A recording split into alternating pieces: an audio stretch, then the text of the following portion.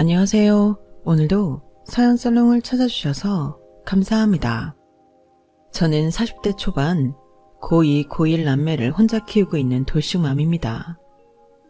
벌써 친정아빠가 돌아가신 지 3년이 되었어요. 그리고 이혼한 지는 2년이 조금 지났는데 시간이 참 안 가는 것 같으면서도 문득문득 빠르다는 생각이 듭니다. 다들 느끼시겠지만 내 아이 키울 때는 시간이 참 안 가잖아요. 그러다가도 언제 이렇게 훌쩍 컸나 싶은 게 또 시간인데 벌써 큰애가 17살이라는 게 새삼 낯설게 느껴지기도 해요. 그리고 전 남편과 또 전 시어머니가 있었던 결혼 생활을 떠올리면 그 긴 시간 나는 왜 미련하게 참고 살았을까 스스로 한심하다 여기는 때도 있는데요. 저는 어릴 때 친정 부모님이 이혼하시고 홀엄마 밑에서 자랐어요. 제 아래 4살 터울 남동생이랑 같이 살았는데 엄마는 늘 바빴고 늘 불만이 가득하셨어요. 친정엄마가 이혼하면서 상처가 많으셨거든요. 그리고 미련하게 감당도 되지 않으면서 저랑 동생을 키우겠다고 친권까지 가지고 오셨는데요. 그러니 친정아빠는 홀가분하게 외국으로 나가 소식도 모르고 살았죠. 그러면서 저도 아빠에 대한 서운함이 짙어져 원망하게 되었는데 나중에 어른이 되어 생각해보니 엄마는 아빠가 늦게라도 용서를 빌고 돌아오길 바랬던 것 같아요. 그래서 힘들게 저희 남매를 붙들고 계셨는데 그런 아빠가 해외로 가버려 영영 돌아올 기미가 보이지 않자 늘 우울감과 조절이 힘든 분노에 사로잡혀 사셨어요.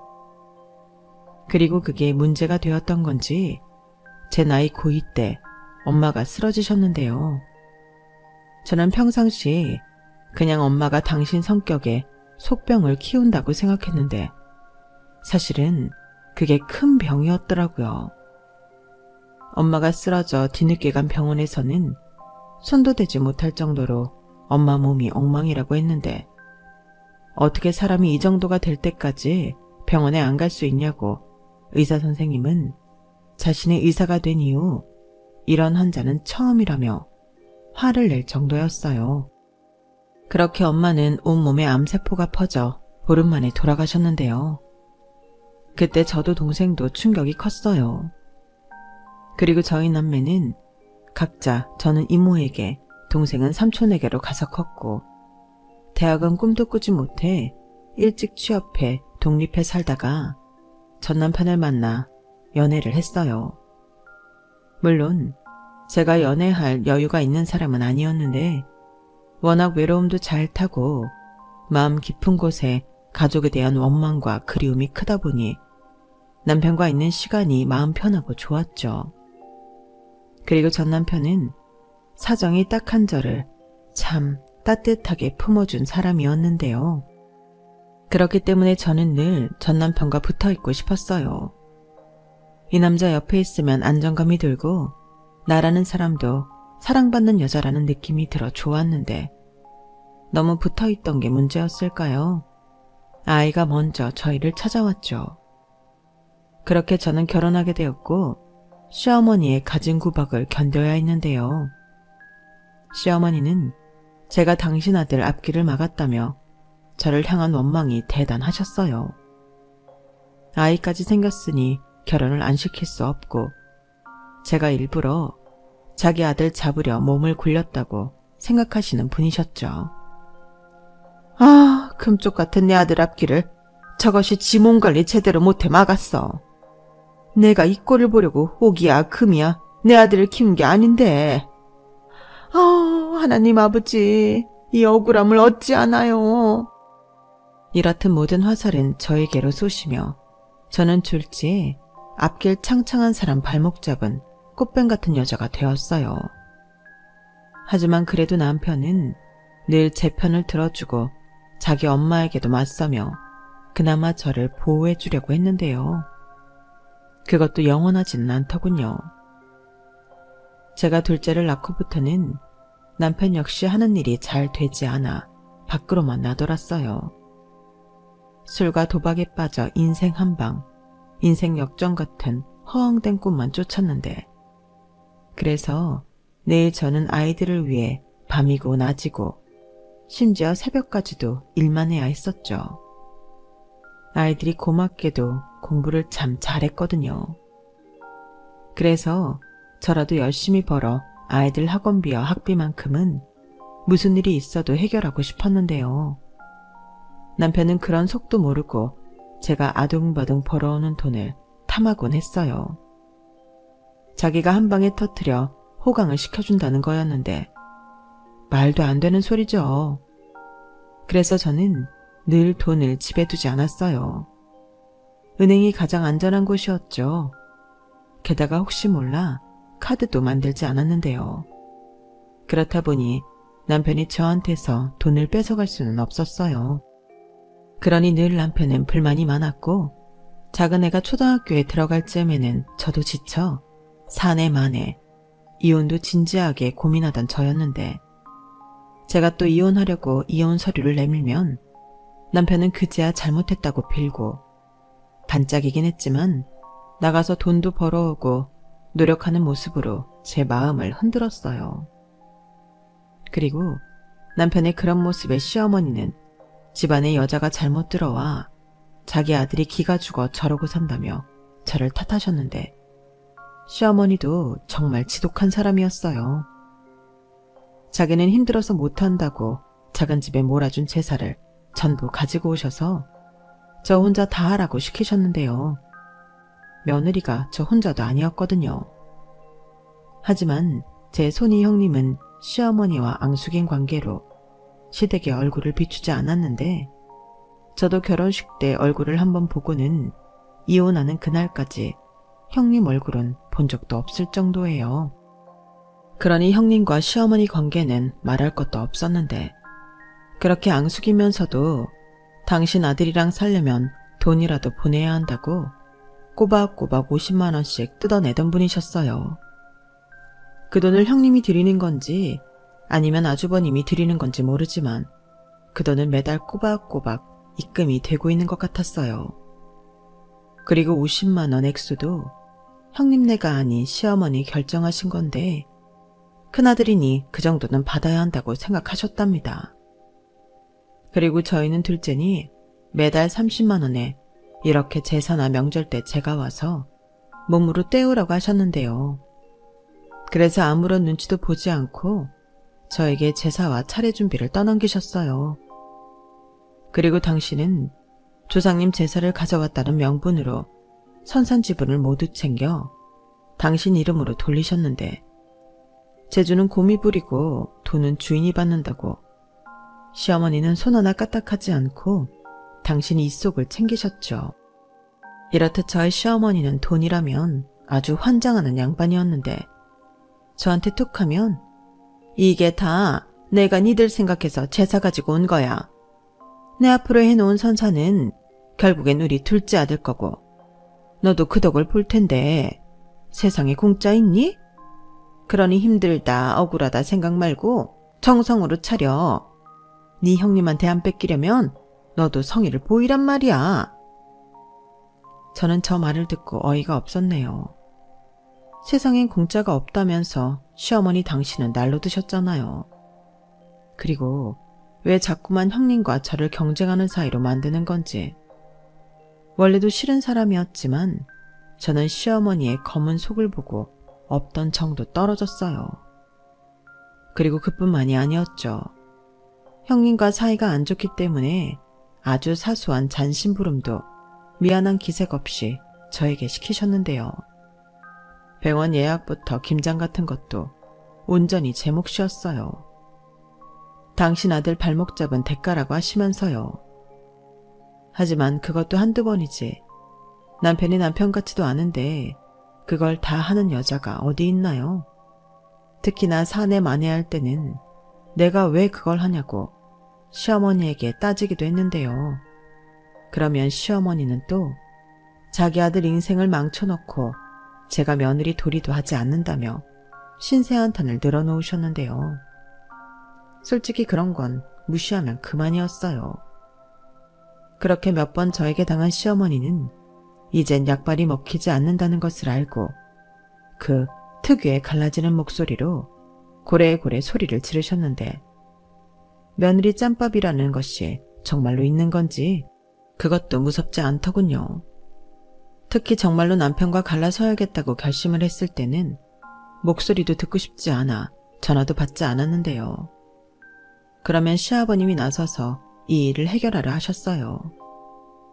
사실 저는 식구들 중에 그나마 시아버님을 친정 아버지처럼 따라갔거든요. 말수도 별로 없고 무슨 생각을 하고 있는지 영 모르는 얼굴을 하고 계시지만 제가 정말 죽겠다 싶으면 그때는 남편 대신 나서는 사람이 그나마 시아버님이셨어요. 그리고 시아버님은 자기가 미안하다고 사과하시며 아이들을 생각해서 저더러 참으라 하셨는데 저에게 약점은 아무래도 아이들이었어요. 제가 이혼 가정에서 자라 불행했던 기억이 있기 때문에 제 아이들은 그러지 않길 바랬거든요. 게다가 저는 이혼하고 돌아갈 친정도 없고 남동생과도 거의 연을 끊고 산 거나 다름이 없었기 때문에 나중에 아이들에게 친척이라고 만나게 해줄 사람이 없었는데요. 그게 참 명절이고 연말연시고 사람을 특히 외롭고 비참하게 만든다는 걸 저는 알고 있었어요. 그러니 형편없는 시댁 식구들이라도 애들을 생각하면 나름 미련이 있었는데 저한테는 빵점짜리 시어머니셨지만 그래도 손자 손녀에겐 그럭저럭 괜찮은 할머니셨거든요.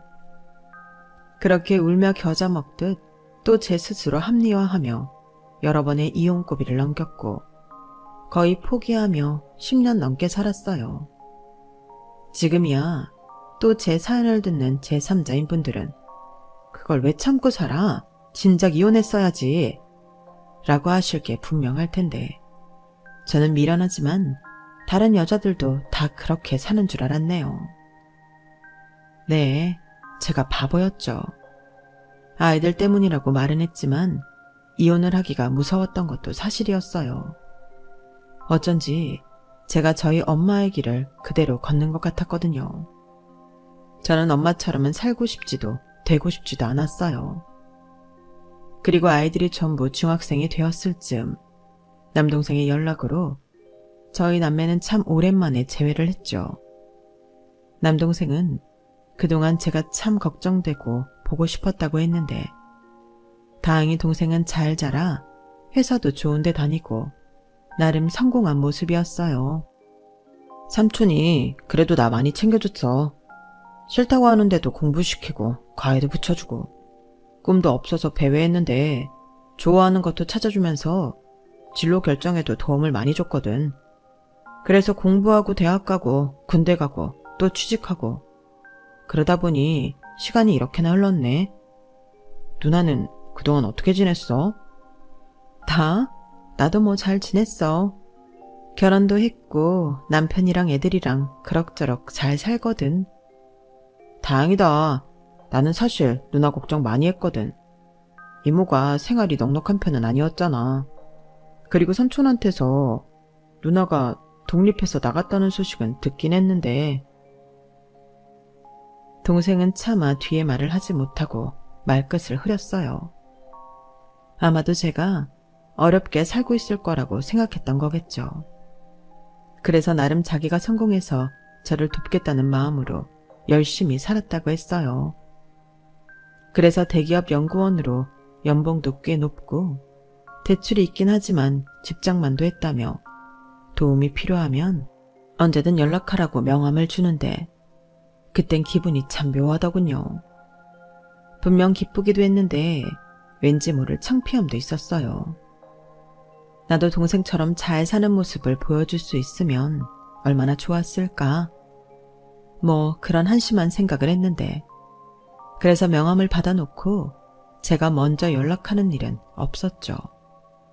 그리고 동생도 그런 제가 아마도 많이 낯설고 어려웠을 거예요. 그렇게 1년인가 시간이 지나고 동생에게서 또 연락이 왔는데 그때는 이미 머릿속에서 지워진 아빠라는 존재에 대해 동생이 먼저 말을 꺼냈어요. 엄마랑 이혼하고 해외에 나가 산다고만 알고 있던 아빠는 알고 보니 두바이에서 작은 사업을 하며 살았고 현재는 몸이 많이 좋지 않아 한국에 돌아왔다고 했는데요. 어떻게 하다가 동생에게 연락이 갔나 보더라고요. 그리고 동생은 아빠에 대한 나쁜 기억이 많이 없어 기꺼이 아빠를 만나러 갔고 생각보다 몸 상태가 많이 좋지 않은 아빠의 병간호를 자처하며 저에게도 연락을 했는데 저는 썩 내키지 않았어요. 엄마가 힘들어하고 불평불만 넘어 아빠를 그리워하고 기다렸다는 걸 알고 있었기에 괜히 아빠가 미웠거든요. 하지만 동생은 누나, 그래도 우리를 낳아준 부모잖아. 아빠 상태가 진짜 많이 안 좋아. 나중에 후회하지 말고 아빠 얼굴 한번 보러 와. 애들도 데려오면 좋겠다.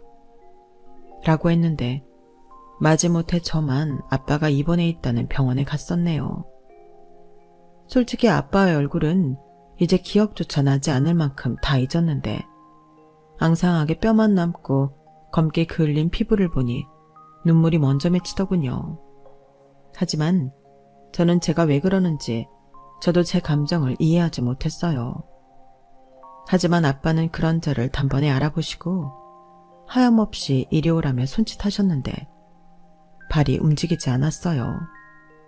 아무리 발을 떼보려고 해도 마치 누가 붙들고 있는 것처럼 움직이지 않았는데 이내 아빠는 씁쓸한 미소를 지으며 손짓을 멈추셨어요.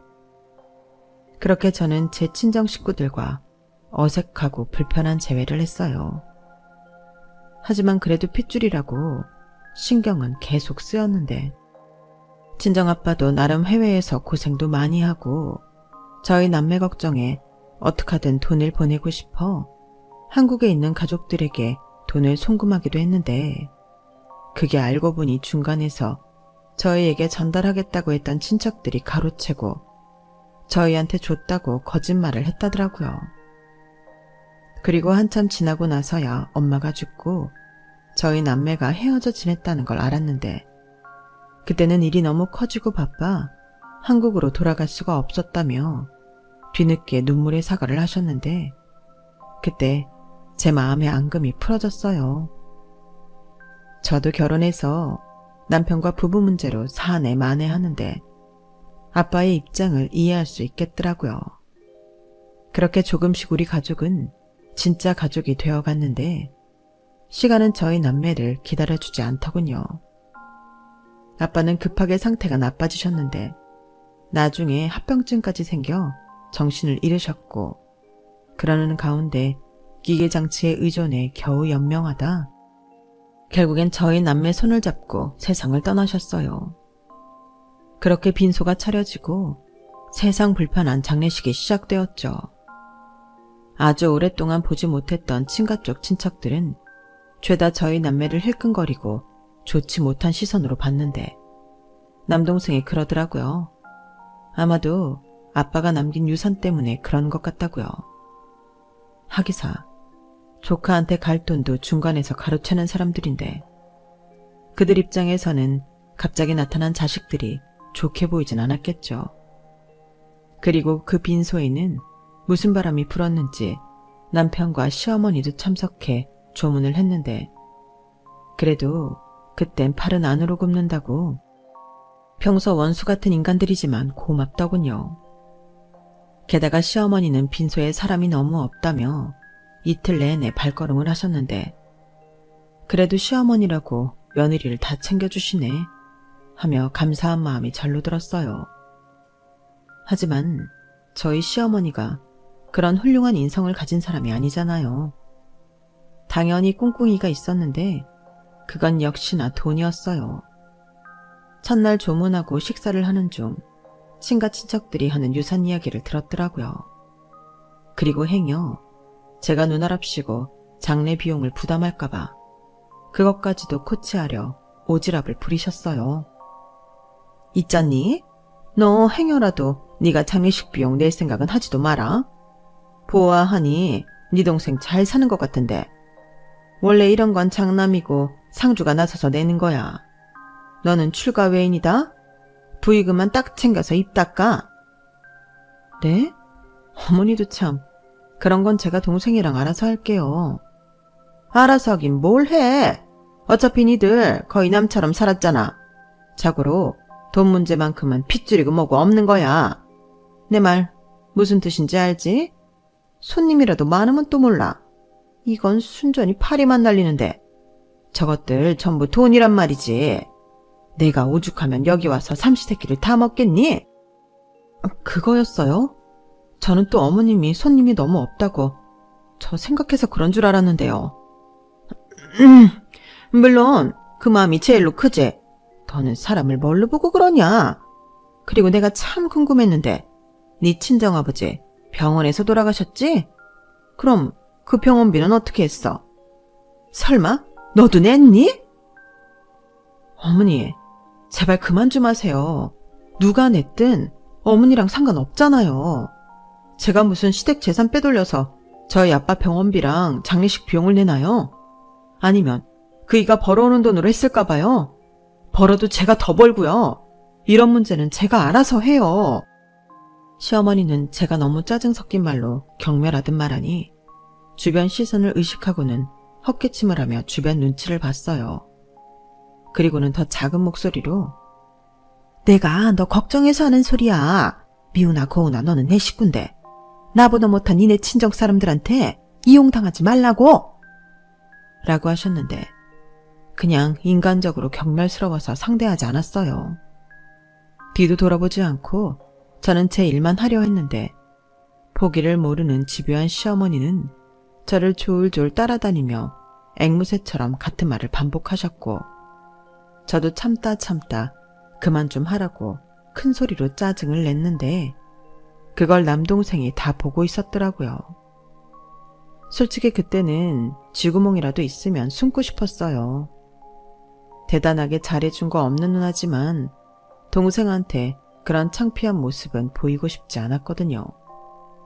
그런데 웬일로 시어머니는 제가 내는 짜증에도 아랑곳하지 않고 성질을 죽이며 저에게서 떨어지려 하지 않으셨는데요. 이윽고 궁금해 죽겠다는 당신의 본심을 저에게 이야기하시더군요. 자기가 듣기로 저희 친정아빠가 두바이에서 사업을 했고 그걸 정리하면 좋게 20억은 된다고 했는데 시어머니는 제 동생 눈치를 살피며 또 이런 말을 하셨어요. 내가 다 들었다. 너 정신 똑바로 차려. 여기서 유산 뺏기면 네가 등신이다. 네? 그건 또 무슨 말이에요? 네 아버지 두바이에서 사업했다며. 다른 가족들이 그러던데 그거 정리하면 20억은 될 거래. 그럼 그 돈을 누가 챙기겠니? 자식들이 너랑 네 동생일 거잖아. 어머니 그거 아니에요. 20억은 무슨. 얘가? 내가 이미 다 들었다니까. 뭐야, 너 혹시 내가 돈 달라고 할까봐 그러냐? 우선 그건 나중에 따지고 네 동생더러 유산 포기하라고 해. 너는 힘들게 살았지만 네 동생은 호의호식하고 살았잖아. 그럼 이자라도 네가 받아야지. 최대한 좋게 얘기해봐. 사는 게 좀 힘들다고. 애들도 좀 팔고 그래. 그래. 나랑 네 시아버지도 큰 병 걸려서 병원비가 장난 아니라고. 좀 물고 연기를 해보란 말이야. 저는 시어머니의 돈 없는 상상의 나래에 입이 떡 하고 벌어졌어요. 사실대로 말하자면 저희 아빠한테 그런 유산은 없었거든요. 20억은커녕 2억도 없었는데 이것저것 정리하면 한 5천 정도는 나올 것 같았어요. 하지만 저는 그것도 누구처럼 욕심낼 생각이 전혀 없었는데 병원비고 이것저것 모든 비용을 동생이 다 냈는데 그것만 홀랑 탐하면 제가 인간이 아닌 거죠. 그런데 시어머니는 저희 친정아빠에게 20억의 유산이 있는 줄 알고 혼자 들떠서 남편한테도 그 이야기를 했고 남편이 뒤늦게 빈소에 도착했는데요. 가만 보니 입꼬리가 아주 찢어지게 올라가 있더군요. 20억 만질 생각에 아주 좋아 죽는 거였어요. 그래서 저는 어디 가서 실수할까 겁이 나 아니라고 사업 다 망하고 아픔으로 귀국한 거라고 몇 번이고 설득을 했는데 그들은 제 말을 믿지 않았어요. 듣고 싶은 것만 듣겠다 이런 거죠. 그리고 그날 저녁 발인을 하루 앞두고 조용히 빈소에서 한바탕 난리가 났는데요. 글쎄 시어머니와 남편놈이 하지 말아야 할 말을 제 동생에게 했더군요. 아니, 나는 고생하고 산 누나를 좀 생각해 달라는 거죠. 대기업 다닌다면서요. 그럼 대학도 좋은 데 나왔을 거고 돈도 많이 벌었을 텐데 누나한테 미안하지 않아요? 내가 내 며느리가 힘들게 산 생각만 하면 가슴이 찢어져서 그래. 가슴이 찢어져요? 제가 어제 오늘 본 사돈어른은 그런 분이 아니신 것 같던데요. 무슨 얘기를 잘못 들으셨나 본데 유산을 포기하기 이전에 저희 아버지한테 그런 돈은 없습니다. 어허, 처남. 우리가 다 들었어. 이제 와서 딴 말해도 소용없다니까. 사실은 내가 좀 힘들어. 내가 잘 돼야 누나도 행복하고 처남 조카들도 잘 크고 할 텐데 여기저기 돈 문제 때문에 나 깜빵 가기 직전이야. 우리 좀 도와줘. 응? 언제 봤다고 처남 소리를. 그럼 말 나온 김에요, 매요. 우리 누나한테 좀 잘하고 살면 안 돼요? 우리 누나 너무 고생하고 사는 것 같던데 남편이면서 부끄럽지도 않아요? 뭐야? 이게 나를 언제 봤다고? 진정해라. 그러다 20억 날아간다. 그러지 말고 사돈총각, 우리 입장 좀 잘 생각해줘. 막말로 그 돈 없어도 사돈총각은 잘 살 수 있잖아. 우리 아들 말 생각하지 말고 누나만 생각해. 네, 사돈어른 말처럼 지금 보니 저희 누나만 생각해야겠네요. 여태 저희 누나한테 어떻게 하셨는지 안 봐도 알겠어요. 저 유산 포기 안 하고요. 누나도 포기 안 할래요. 당장 이혼하라고 할 겁니다. 뭐야? 야, 너 지금 나랑 해보자는 거야? 새파랗게 어린 게 너는 위아래도 모르냐? 어머님이 흥분하니 덩달아 흥분한 남편놈은 남동생과 조용한 빈소에서 주먹다짐을 했어요. 그리고 그 소란스러움에 빈소에 딸린 방에서 아이들과 쪽잠을 자고 있던 저는 놀라서 뛰쳐나왔고 음식을 나르던 쟁반을 들고 가 남편 머리통을 날려버렸는데요. 그 모습에 시어머니가 화들짝 놀랐어요. 그리고는 제 머리채를 잡았고 저도 질세라 시어머니의 뽀글거리는 머리를 힘껏 잡았는데요. 그땐 제 동생이 나서서 시어머니 손에서 저를 빼내주었죠. 그러고는 원수를 보듯 저랑 남동생 그리고 시어머니와 남편이 대치했어요. 그러는 와중에 저는 왜 이런 사달이 났는지 듣게 되었고 너무 어이가 없어 그 자리에서 이렇게 말했는데요. 헛수고 그만하고요. 저희 아빠 유산은 그게 얼마가 되었든 전부 동생 거예요. 동생이 준다고 해도 저는 받지 않을 겁니다.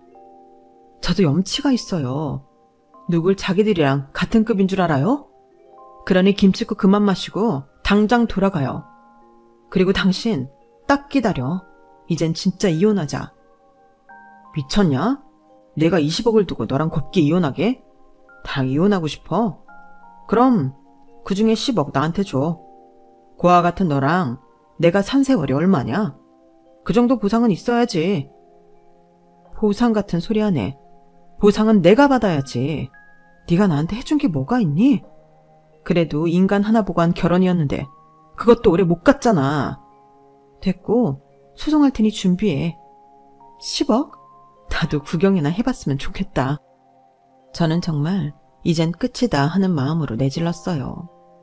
그러자 그 인간이 제가 돈이랑 남동생 믿고 설친다며 급기야 제 앞에서 손을 올렸고 그걸 본 남동생이 눈이 돌아 남편을 제압했는데 남편은 힘도 제대로 쓰지 못하고 쭈구리가 되더군요.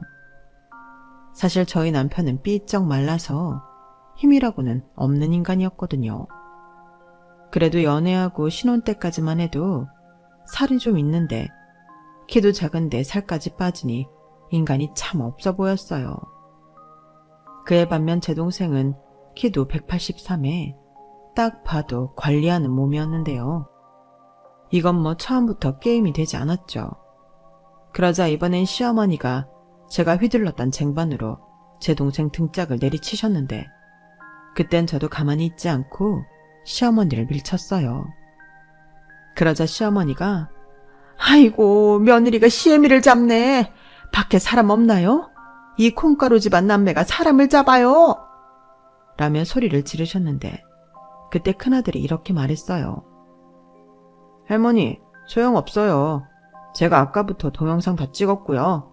이걸로 이제 우리 엄마 해방시켜 줄 거예요. 저는 몰랐는데 애들이 이걸 다 동영상 촬영을 하고 있었더라고요.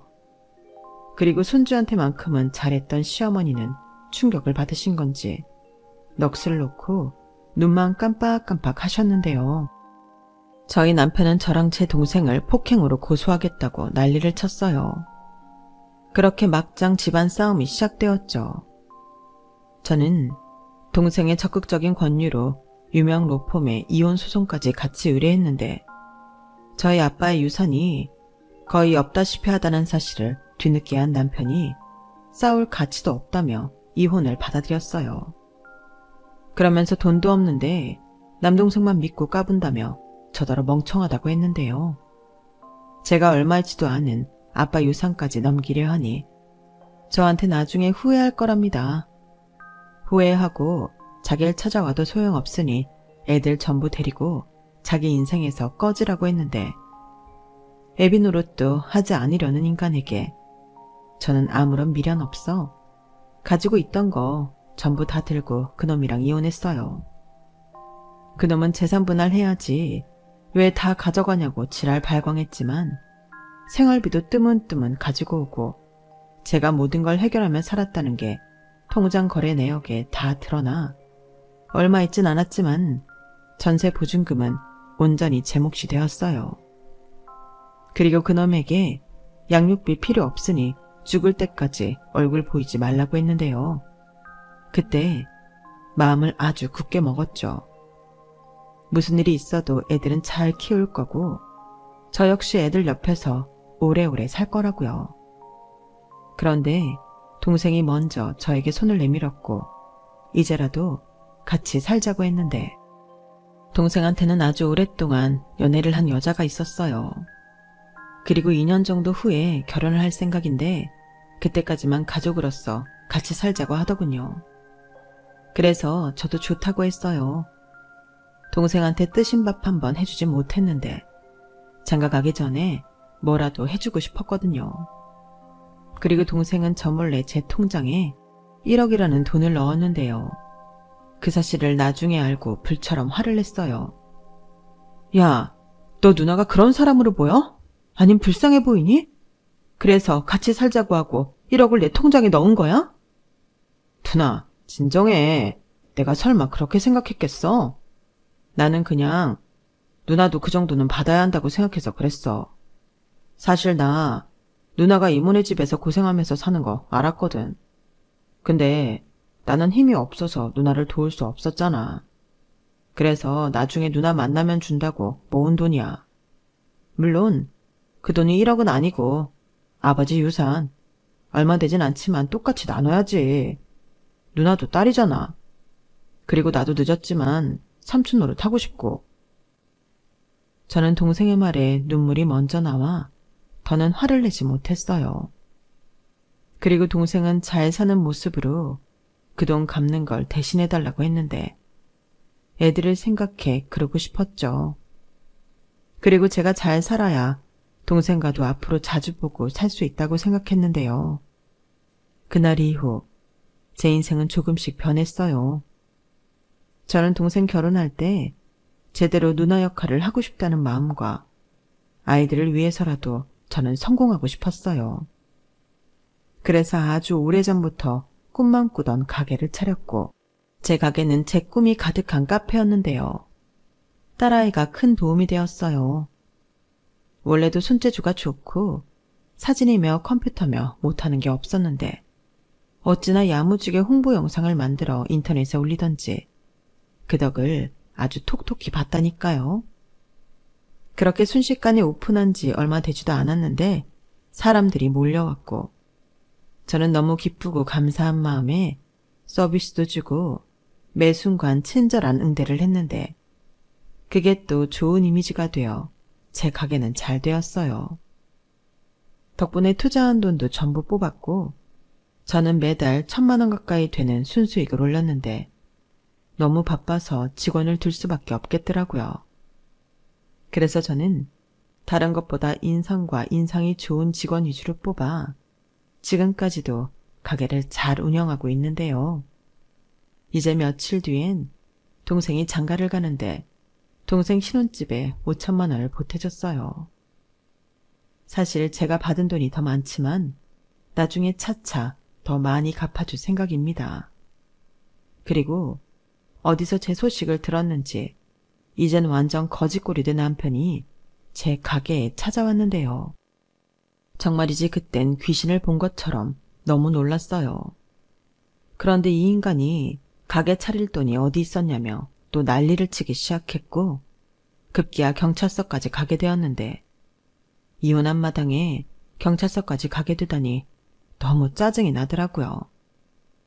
양육비도 안 받고 위자료도 없다시피 한 이혼이었는데 이 인간들을 제대로 혼쭐을 내줘야 한다고 생각했어요. 그래서 가게 찾아와 행패 부린 걸 토대로 접근금지 신청과 피해 보상을 세게 청구했는데요. 그땐 이 인간이 사색이 되어서는 제 앞에서 무릎을 꿇고 살려달라고 빌었어요. 자기가 정말로 빚 때문에 실형을 살게 되었다며 그것만이라도 해결해달라고 사정을 하는데 애들 생각해. 아무리 못난 아빠라도 아빠가 전과자면 애들한테도 좋을 게 없지. 애들 시집장가는 제대로 가겠어? 아빠가 전과자인데. 자기도 그 서러움 잘 알잖아. 이딴 말을 입에 담아 제 속을 뒤집어 놨어요. 그래서 그딴 걸로 내 새끼 인생 안 망가진다고 또다시 나타나 내 인생 방해하면 그땐 지금보다 10배 배상금을 청구하겠다고 했는데요. 그러자 그 인간은 난데없이 저를 사랑하고 있다며 합치자고 했어요. 사실은 그 말을 하고 싶어서 찾아온 거라며 딸애가 만든 가게 홍보 영상을 봤다고 하더군요. 그리고 시어머니도 얼른 저를 다시 데려오라고 성화를 부렸다고 했는데요. 기가 막히고 어이가 없었어요. 그렇게 구박하고 못살게 굴더니 이젠 제가 돈 좀 버는 것 같으니까 저를 어쩌지 못해 모자가 안달이 났더라고요. 그러면서 슬쩍 장인어른 유산이 사실은 좀 있었던 거지? 그러지 않고서야 어떻게 나랑 이혼하자마자 카페를 차려서 대박이다? 하는데 시원하게 그놈 급소에 발차기 해주었어요. 입만 열면 사람을 기함하게 만드는데 내 소원은 네 면상 안 보고 사는 거라고 말해줬네요. 그리고 오늘 일 역시 동생한테 꼭 얘기할 테니 기다리라고 했는데요. 그때 저희 아빠 장례식장에서 제 동생한테 제압당하고 꼼짝을 못하던 놈이라 그런지 아무 말도 하지 못하더군요. 그러고는 고아나 다름없던 게 잘난 남동생 생겼다고 제가 깝친다고 했는데 그 말이 맞다고 했어요. 잘난 동생이 이젠 내 뒤에 떡하고 버티고 있는데 제가 뭐가 무섭겠냐고요. 그러니 이제 옛날에 저는 잊어버리고 구질구질한 네 인생이나 살라고 했는데요. 그 다음날 어디 시골 할머니 얼굴을 한 시어머니가 저를 찾아왔어요. 그리고는 펑펑 울며 자기도 이혼당하게 생겼다고 저더러 도와달라고 했는데 이놈의 모자지간은 왜 이렇게 저를 못살게 구는 건지 화딱지가 나더라고요. 그래서 더 들을 것도 없어서 바로 경찰 불러 쫓아내버렸습니다. 아들이 와서 한바탕 하고 갔는데 얼마나 멍청하면 바로 엄마가 찾아와 또 난리를 치냐고요. 그리고 이젠 이혼한 남인 저에게 뭘 도와달라고 하는 건지 저는 전 시어머니 역시 접근 금지 신청했어요. 그러자 모자지간은 더는 저와 아이들에게 접근하지 못했는데 그제야 다시 평화가 찾아왔죠. 이제 아이들 모두 고등학생이라 엄청 중요한 시기인데 이런 일로 마음을 들썩이게 하고 싶지 않았거든요. 그리고 동생에게도 이젠 누나도 이런 일은 혼자 잘 처리하고 잘 산다는 모습을 보여주게 되었는데 그제야 동생이 안심이 된다고 했어요. 그래, 이젠 누나 걱정하지 말고 네 와이프만 위하고 행복하게만 살아. 애기 낳으면 내가 애기도 봐주고 더 잘해줄게. 아니야. 무슨 누나가 우리 애까지 봐. 우리 애는 우리가 봐야지. 그냥 누나는 지금처럼만 내 옆에 있어줘. 누나가 있어서 얼마나 다행인지 몰라. 나한텐 누나가 엄마잖아. 우리 다시는 헤어지지 말자. 동생은 다 컸지만 저에겐 아직도 헤어지기 전에 어린 동생이었어요. 그리고 저는 기꺼이 엄마 같은 누나가 되어줄 생각인데요. 저 역시 동생에게 마음의 빚이 있기 때문에 앞으로 죽을 때까지 저는 동생이 원하는 누나가 되어 줄 생각입니다. 물론 올케에게도요. 올케도 참 좋은 사람이에요. 마음이 얼마나 예쁘고 행동 하나하나에 배려가 있는지 둘을 보면 선남선녀가 따로 없다는 생각이 절로 듭니다. 그리고 꼭 바라건대 누구처럼 초심을 잃지 않고 지금 마음 그대로 백년해로 했으면 좋겠어요. 언젠가는 저에게도 인생길을 같이 걸을 친구 같은 누군가가 나타나 주겠죠. 물론 지금 당장은 엄두도 나지 않고 남자한테 질려 어느 누구도 받아줄 생각이 없지만 아이들 다 크고 저 혼자 남았을 땐 그냥 쓸데없는 농담이나 주고 작은 일도 같이 웃을 수 있는 누군가는 만나고 싶거든요. 아마도 그때쯤이면 저도 사람 보는 눈이 생겨 좋은 사람과 그렇지 못한 사람을 구별할 수 있겠죠. 꼭 그런 안목을 가진 사람이 될 수 있도록 앞으로 노력하며 살겠습니다. 일단은 아이들이 원하는 인생을 살 수 있도록 도와주는 그런 능력 있고 지혜로운 엄마가 되려고요. 그리고 다행히 아이들이 큰 사춘기의 파도도 없이 지금까지 잘해주고 있는데 부디 저희 아이들이 무슨 일을 하든 행복한 어른으로 성장할 수 있도록 응원의 말씀 많이 부탁드립니다. 저 역시 그 응원을 원동력 삼아 열심히 살아볼게요. 지금까지 제 사연 들어주셔서 대단히 감사합니다. 힘든 때도 많지만 열심히 살아가는 다른 분들의 사연을 들으며 힘을 많이 냈어요. 제 사연도 어느 누군가에겐 그런 힘이 될 수 있길 바라며 저는 이만 물러나겠습니다. 항상 건강하시고요. 행복한 날만 가득하시길 진심으로 소망합니다. 안녕히 계세요. 여러분, 사연 댓글에 응원과 현명한 조언 부탁드려요. 좋아요와 구독은 저에게 큰 힘이 됩니다. 오늘도 좋은 일 가득하세요.